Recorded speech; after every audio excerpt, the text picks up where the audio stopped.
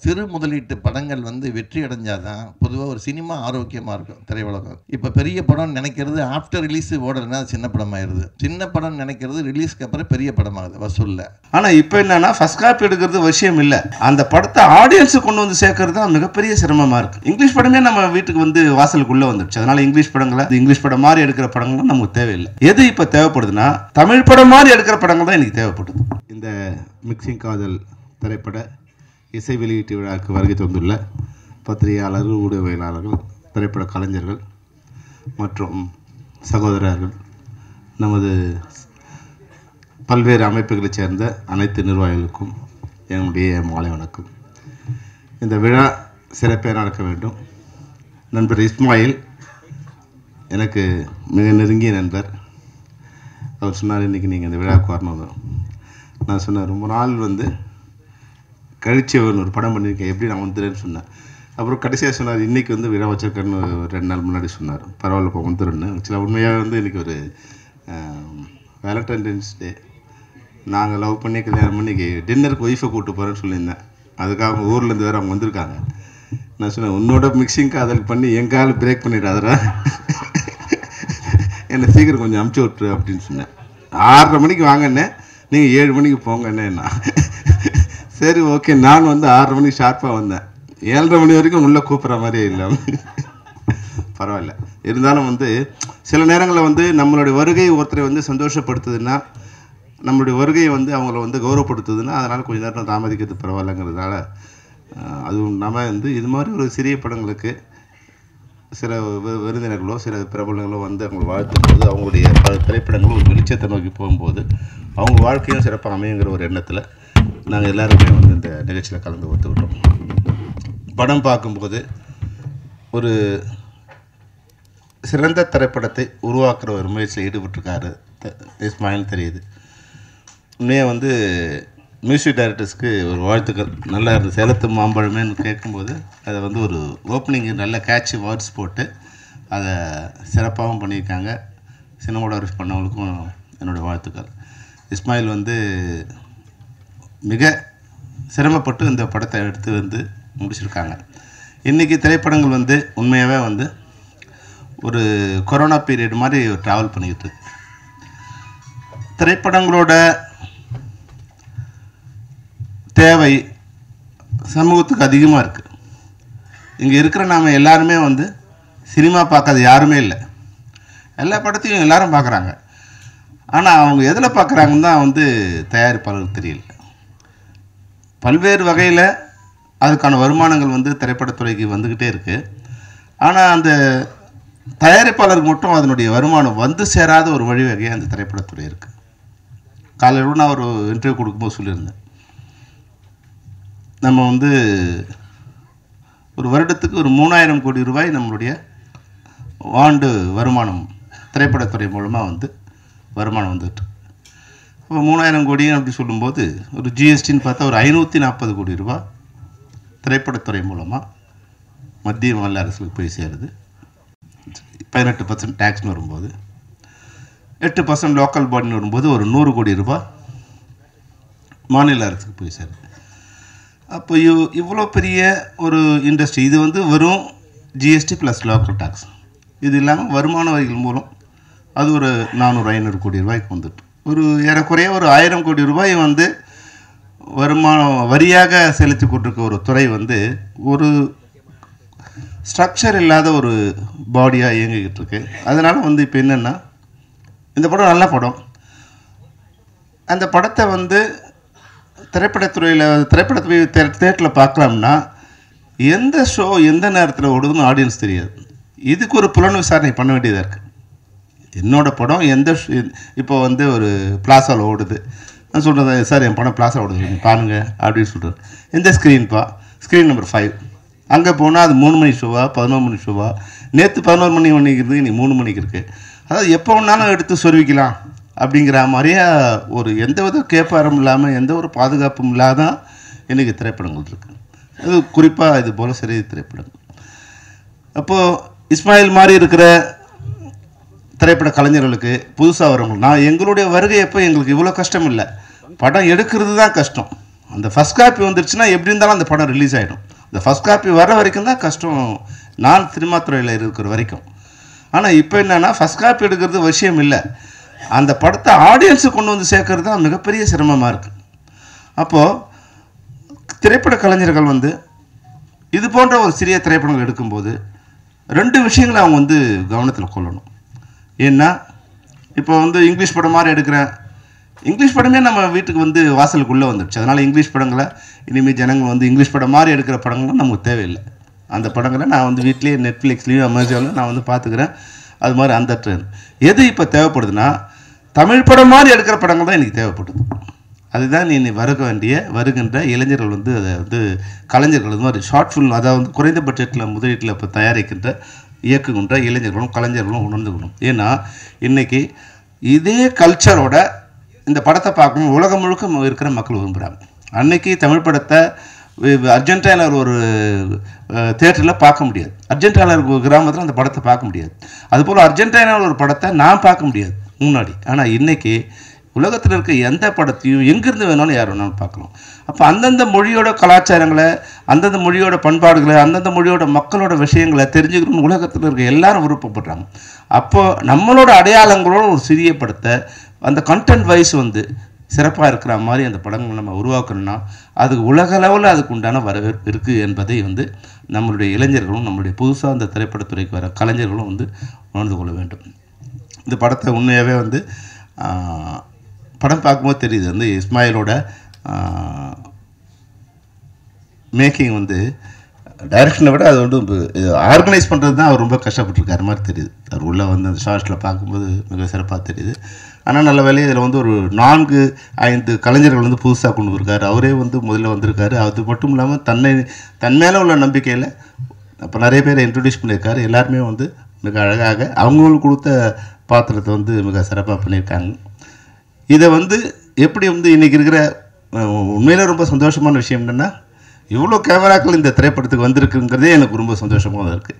என்ன இது மாதிரி சிறிய திரைப்படங்களுக்கு ஒரு 10-15 கேமரா தான் வரும். இன்றைக்கி கேமரா வைக்க இடையில நீங்கள் பின்னாடி சண்டை போடும்போது முன்னாடி வந்து என்னடா ஃபைட்டு எல்லாமே ஒரு சாங்கே இருக்குன்னா பின்னாடி ஒரு ஃபைட் நடந்துக்கிட்டு இருக்கு, கேமரா வைக்க இடம் இல்லைன்ற அளவுக்கு இந்த கேமராக்கள் வந்துருக்குங்கிறது வந்து இஸ்மாயிலுக்கு ஏதோ ஒரு வகையில் நட்பு வட்டாரம் வந்து பெருசாக இருக்குங்கிறது எனக்கு தெரிஞ்சிருக்கு. அந்த வகையில் இந்த மிக்சிங் காதல் இந்த திரைப்படம் மிகச்சிறப்பான வெற்றி அடையும். குறைந்தபட்சம் அனைத்து ரசிகர்களுக்கும் அது சென்றடையணுமான ஒரு இது வந்து வழிவகுக்க பத்திரிகையாளரும் ஊடகவியலாளரும் எனக்கு உதவி புரிய வேண்டும். மற்றபடி இந்த திரைப்படத்தில் பணிபுரிஞ்சிருக்க அனைவருக்கும் என்னுடைய வாழ்த்துக்கள். குறிப்பாக சில பேரோட ஏன்னா எனக்கு ஒரு கஷ்டம் என்னென்னா புலன் விசாரணை படம் ரிலீஸ் ஆகும்போது எல்லா திரைப்படத்துலேயும் வந்து எல்லா விமர்சனம் வரும்போது அதில் டைரக்டர் பேரே இல்லாமல் வரும். அதில் அவங்க நடித்தாங்க கடைசியாக ஜூனியர் ஆர்டிஸ்ட் பேர் கூட வரும், ஆனால் அதில் டைரக்டர் பேர் இல்லாமல் வரும். அந்த வகையில் வந்து அப்போ எனக்கு ஒரு கவலையாக இருக்கும், என்னடா அது இவ்வளோ பெரிய படம் பண்ணுவோம், ஒரு 2 வருஷம் கஷ்டப்பட்டு பண்ணியிருக்கோம், விமர்சனத்தில் டைரக்டர் பேர் கூட வந்து விமர்சனம்னா வந்திருக்கேன். அந்த வகையில் நான் வரும்போது இதில் இருக்கிற திரைப்பட கலைஞர்கள் இதில் மெயின் லீடில் வச்சுருக்க ஷின்டோ மிக சிறப்பாக டான்ஸ் ஆடிருக்காரு, ஃபைட் ஒன்று நல்லா பண்ணியிருக்காரு, உங்களுக்கு என்னுடைய வாழ்த்துக்கள். அதுக்கப்புறம் மெயின் லீடு எடுத்திருக்க ஷமிதா வினயாவுக்கு வந்து என்னுடைய வாழ்த்துக்கள். திவ்யா, பாவனா, காயத்ரி எல்லாருமே நீங்கள் வந்து உங்களுக்கு கொடுத்த பாத்திரத்தை மிக சிறப்பாக பண்ணியிருக்கீங்க. டிஓபியாக இருக்க சாதி கூட கேமரா வந்து நல்லா பண்ணியிருக்கீங்க. உங்களுக்கு தெரியுது எனக்கு என்ன உதவி கொடுத்துருக்காங்க, என்ன வசதி கொடுத்துருக்காங்க, அந்த வசதியில் நீங்கள் எவ்வளோ சிறப்பாக பண்ணியிருக்கீங்கன்னு வந்து தெரியுது. நிச்சயமாக உங்களுக்கு என்னுடைய வாழ்த்துக்கள். அதுபோல் கோனேஸ்வருக்கும் ராஜேஷுக்கும் மியூசிக் டைரக்டருக்கு நீங்கள் உண்மையிலே ரொம்ப சிறப்பாக பண்ணியிருக்கீங்க, பியூட்டிஃபுல்லாக பண்ணியிருக்கீங்க. நிச்சயமாக அந்த சாங் வந்து எல்லா மக்களையும் போய் சென்றடையும். நான் அதை டெரிக் எழுதின கூட சிறப்பாக எழுதியிருக்காங்க. மொத்தத்தில் சகோதரர் இஸ்மாயிலுக்கு என்னுடைய வாழ்த்துக்களை தெரிவிச்சிருக்கேன். உங்களுக்கு ஒரு வேண்டுகோள்னா ரொம்ப கஷ்டப்பட்டு ஒரு குழந்தை மாதிரி இஸ்மாயில் வந்து இவ்வளோ பெரிய கூட்டத்தை எல்லாரையும் சேர்த்து ஒரு சின்ன குழந்தையாக இருந்து எல்லாரையும் ஆர்கனைஸ் பண்ணி கொண்டு வந்து இந்த மேடையில் நிற்க வச்சிருக்காரு இஸ்மாயில். அவருக்கு உங்களுடைய வாழ்த்துக்களையும் வரவேற்பையும் அளிக்க வேண்டும் என்று கூறி நான் உடனே கிளம்ப வேணுங்கிறதுக்காக நான் முதல்ல பேச வச்சாங்க. அதுக்கும் நன்றி கூறி உங்களுடைய என்னுடைய அதுக்கு வருத்தம் சொல்லுங்கள். ஏன்னா என் ஃபேமிலியில் வந்து எல்லாமே இப்போ குழந்தை என் பையனும் என் மனைவி வெயிட் பண்ணிகிட்டே இருக்காங்க. அவங்களை வந்து நான் டின்னருக்கு இன்றைக்கி வந்து வேலண்டைன்ஸ் டே டின்னருக்கு கூப்பிட்டு போகிறேன்னு சொல்லியிருக்கேன். அவங்களை அழைத்து கொண்டு போய் செல்ல வேண்டும். அதனால் உங்களுக்கு அன்போடு விடைபெறுகின்றேன். நன்றி, வணக்கம். எல்லாருக்கும் வணக்கம். மேடையில் அமர்ந்துள்ள தமிழ் திரைப்பட தயாரிப்பாளர் சங்கத்தின் இணைச் செயலாளர் சௌந்தரபாண்டியன் அவர்களே, இங்கே பேசிவிட்டு சென்ற பெப்சி தலைவர் ஆர்கே செல்வமணி அவர்களே, கில்டு தலைவர் ஜாக்வார் தங்கம் அவர்களே, அப்புறம் கில்டு செயலாளர் துரை வந்திருந்தார், அவர் எங்கன்னு தெரில இருக்காரா, அவர்களே, அப்புறம் நடிகரும் தயாரிப்பாளரும் விநியோகஸ்தருமான ரிஷிராஜ் அவர்களே, அப்புறம் மேடையில் அமர்ந்துள்ள அந்த படக்குழுவினர்களே, பத்திரிகையாளர்களே, தொலைக்காட்சி தோழர்களே, உங்கள் அனைவருக்கும் எனது மாலை வணக்கம். குறிப்பாக பாலாவுக்கு ஒரு வணக்கம். ஏன்னா எனக்கு கைத்தற்ற ஒரே ஆள் பாலா மட்டும்தான். இப்போ இஸ்மாயில் சாரை பற்றி சொல்லும்போது இந்த புன்னகை மன்னன் சொல்லும் இல்லையா, அதுக்கு எடுத்துக்காட்டு இஸ்மாயில் தான். அதனால தான் லேடிஸ்லாம் அவரை கிஸ்மாயில் சொல்லிட்டு போனாங்க. அப்புறம் இந்த படத்தோட ஹீரோ சிண்டோ, அவருக்கு எங்கேயோ பர்டிகுலர் இடத்துல மச்சம் இருக்குதுன்னு நினைக்கிறேன். 4 பொண்ணுங்க கூட நல்லா உருண்டு பிறண்டார். படம் பார்த்தவங்களா நமக்கு இப்படி ஒரு வாய்ப்பு இல்லையான்னு நினைக்கிற அளவுக்கு டைரக்டருக்கு தான் ஒரு நன்றி சொல்லணும். அதே மாதிரி இங்கே வந்திருக்க புகைப்பட கலைஞர்கள்லாம் நம்ம யூடியூப் சேனல் ரொம்ப ஜாலியாக சந்தோஷமாக உட்காந்துருக்காங்க. ஏன்னா ஒரே சமயம் இந்த மாதிரி 4 ஹீரோயினியை ஸ்டேஜில் பார்த்தோன்னே அவங்களையும் ஒரு மயக்கத்தில் இருக்காங்க. அவங்களுக்கு தகுந்த காஸ்டியூம் வேறு போட்டு வந்திருக்காங்களா, அதனால் வந்து நிறைய ஃபோட்டோ வரும், நீங்கள் கவலைப்படாதீங்க. இப்போ ஃபங்க்ஷன் முடிஞ்சோன்னா எல்லாம் தனித்தனியாக ஃபோட்டோ எடுப்பாங்க ஃபோட்டோகிராஃபர்லாம். அதுமாதிரி இந்த படத்தோட டான்ஸ் மாஸ்டர் டயானா நல்லா வேலை வாங்கியிருந்தாங்க. அவங்கள வந்து ஏற்கனவே ஒரு படத்தில் இந்த பாரதிராஜா அசிஸ்டண்டோட பொண்ணு டைரக்ட் பண்ண படத்தில் மீட் பண்ணேன் நான். இங்கே டேரக்டர் சுனில் நடந்த ஃபங்க்ஷனில் அவங்களுக்கு அந்த படத்தில் வாழ்த்து வச்சுக்கலாம். செல்வமணி சாரே வாழ்த்துற பிறகு நோபல் பரிசு கிடைச்ச மாதிரி கேமராமேனுக்கு. ஸோ அதனால் அவருக்கு வாழ்த்துக்கள். இப்போ என்னென்னா, இப்போ எல்லாம் இங்கே வந்து பேசும்போது கஷ்டப்பட்டு இஷ்டப்பட்டு அப்படின்லாம் பேசிட்டு இருந்தாங்க. ஆனால் கஷ்டப்பட்டுங்கிறத வார்த்தை அவ்வளோவா நல்லா இருக்காது பொதுவாக. ஆனால் அதுக்கப்புறம் பார்த்திங்கன்னா மாஸ்டர் போயிட்டார். அவர் நல்லா பண்ணியிருக்காங்க, இவங்க நல்லா பண்ணியிருக்காங்கன்னாரு. அது என்ன பண்ணாங்கிறது சொல்லாமல் போயிட்டார் அவர், இல்லை என்னென்ன பண்ணியிருக்காங்கிறத. அதுக்கப்புறம் இப்போது சிறு முதலீட்டு படங்கள் வந்து வெற்றி அடைஞ்சால் தான் பொதுவாக ஒரு சினிமா ஆரோக்கியமாக இருக்கும் திரையுலகம். இப்போ பெரிய படம் நினைக்கிறது ஆஃப்டர் ரிலீஸு ஓடலைன்னா அது சின்ன படமாகிடுது. சின்ன படம் நினைக்கிறது ரிலீஸ்க்கு அப்புறம் பெரிய படமாகுது வசூலில். ஸோ அதனால் அந்த மாதிரி இந்த படத்தை மிகப்பெரிய ஒரு வசூலில் கொண்டு வர வேண்டிய கடமை. அவரை இன்வைட் பண்ணி நீங்கள் வந்திருக்கீங்க இல்லையா, இங்கே அவரோட ஃப்ரெண்ட்ஸு சொந்தம் எல்லாம் வந்திருப்பீங்க. நீங்கள் என்ன பண்ணணுன்னா, இந்த படத்தை தேட்டரில் பார்க்குறதுக்கு நீங்கள் இந்த படத்தோட இந்த ஆடியோ ஃபங்க்ஷன் சம்மந்தப்பட்டது எதாக இருந்தாலும், படத்தோட ப்ரமோஷனாக இருந்தாலும் எல்லாத்தையும் நீங்கள் எல்லாருக்கும் ஷேர் பண்ணுங்கள். படம் ரிலீஸ் ஆகிற அன்றைக்கி இந்த படத்துக்கு நிறைய தேட்டரில் கூட்டம் வர்ற மாதிரி பண்ணுங்கள்.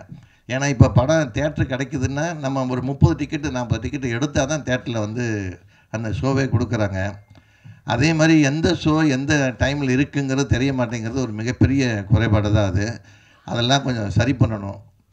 இப்போது அதுக்கப்புறம் சரி, இப்போ குறிப்பாக வந்து எங்கள் பிஆர்ஓ கார்த்திக் அவர்கள் வந்து இப்போ இந்த மாதிரி படங்கள்லாம் நிறைய பண்ணிகிட்ருக்கிறாப்புல. அவன் ஒரு புதுசாக வளர்ந்து வர்ற பையன். நீங்கள்லாம் வந்து கேமரா வச்சுட்டு வெளியில் போய் 1/2 மணி நேரம் காக்க வச்சிங்கன்னா எப்படி வளருவான், இந்த ப்ரொடியூசர் எப்படி அடுத்தவருக்கு படம் கொடுப்பாரு, அதெல்லாம் நீங்கள் கொஞ்சம் யோசிக்கணும். ஏன்னா இப்போ செல்வமணி சார் 5:30-6 மணிலேருந்து உட்காந்துருக்கிறாரு. ஸோ நீங்கள் படம் முடிஞ்சு போன பிறகு அங்கே போய் உட்காந்துட்டிங்கன்னா இப்போ உங்களை நம்பி தானே நாங்கள் ஃபங்க்ஷன் வச்சுருக்குறோம் இல்லையா. அதனால் நீங்கள் இந்த மாதிரி படங்களுக்கு கொஞ்சம் என்கரேஜ் பண்ணுங்கள், சின்ன படங்களுக்கு. ஸோ அது என்ன ஆகுன்னா, நல்ல வேலை செல்வமணி சார் சொல்லிட்டு போயிட்டார், அதனால் இஸ்மாயில் சார் சந்தோஷமாக இருக்கார். இவ்வளோ கேமரா இருக்குதுன்னு சொன்னதுனால சரி பரவாயில்ல, கார்த்திக் கொஞ்சம் ஒழுங்காக வேலை செஞ்சுருக்கான்னு நினைக்கிறாரு. அந்த கார்த்திக் அவர்களுக்கு சவுந்தர பாண்டியன் அவர்களை சால்வி அணிக்குமாறு கேட்டுக்கொள்கிறேன். அதே மாதிரி தீனா வந்து பேசிட்டு போனார், அவருக்கும் நன்றி. ஆனால் அவரை வந்து பேச கூப்பிடும்போது நம்ம தொகுப்பாளர் நீ வந்து இதழ் அறியா சுவை அப்படின்னாங்க. அது இன்னும் புரியவே இல்லை எனக்கு. அந்த அம்மா நீ 4 பொண்ணும் கூட நின்று ஃபோட்டோ எடுத்துக்கிட்டா அப்போ தான் வரும். ஸோ அதனால் இந்த என்ன டைம் ஆகிடுச்சு, எல்லாம் நீங்கள் அடுத்து பசி வந்துருச்சு. ஸோ இந்த படங்கள்லாம் மிகப்பெரிய வெற்றி அடையணும், அதுக்கு நீங்கள் உறுதுணையாக இருக்கணும். மீடியாக்கள் வந்து இந்த மாதிரி படங்களை இன்னும் கொஞ்சம் கேர் எடுத்து கொஞ்சம் கொண்டு போய் சேர்க்குறது உங்கள் கடமை. இந்த மாதிரி படங்கள் வாழ்ந்தால் தான், நான் நிறையா தடவை சொல்லியிருக்கேன், வருஷத்தில் 250 படம் ரிலீஸ் ஆகுது. அதில் வந்து 25 படங்கள் தான் சொல்கிற படங்கள், ஆர்டிஸ்டாக இருக்கும், இல்லை டைரக்டராக இருக்கும், இல்லை பெரிய கம்பெனிகளாக இருக்கும். மீதி 225 படங்கள் சிறு முதலீட்டு படங்கள் தான். இந்த படங்கள் தான் நிறைய பேருக்கு வேலை வாய்ப்பை கொடுக்குது, தேட்டர்களையும் வாழ வச்சிட்ருக்குது. ஸோ அதனால் நீங்கள் அதை கொஞ்சம் நல்லா கொண்டு போய் சேருங்க. இந்த படம் பார்க்கும்போது ஏதாவது இந்த ஆடியோ ஃபங்க்ஷனில் ஏதோ படம் பார்க்கும்போது உங்களுக்கு ஏதாவது குறைகள் இருந்ததுன்னா கார்த்திகிட்ட சொல்லி டைரக்டர் நம்பர் வாங்கி அவர் காதில் பேசுங்க. நிறைகளை வந்து நீங்கள் உங்களோட பத்திரிக்கைலையும் யூடியூப்லேயும் சொல்லி எழுதி பண்ணுங்கள். கொரோனா காலகட்டத்தில் நம்ம நிறையா அனுபவிச்சிட்டோம். ஸோ கண்ணாடி வீட்டுக்குலேருந்து கல்லெறியாதீங்க. இந்த படங்கள்லாம் நல்லா இருக்கணும், அதுக்கு உங்களால் ஆன உதவியை மீடியாக்கெல்லாம் செய்யுங்கன்னு சொல்லி ஒரு வேண்டுகோளை வச்சு விடைபெறுகிறேன். நன்றி, வணக்கம்.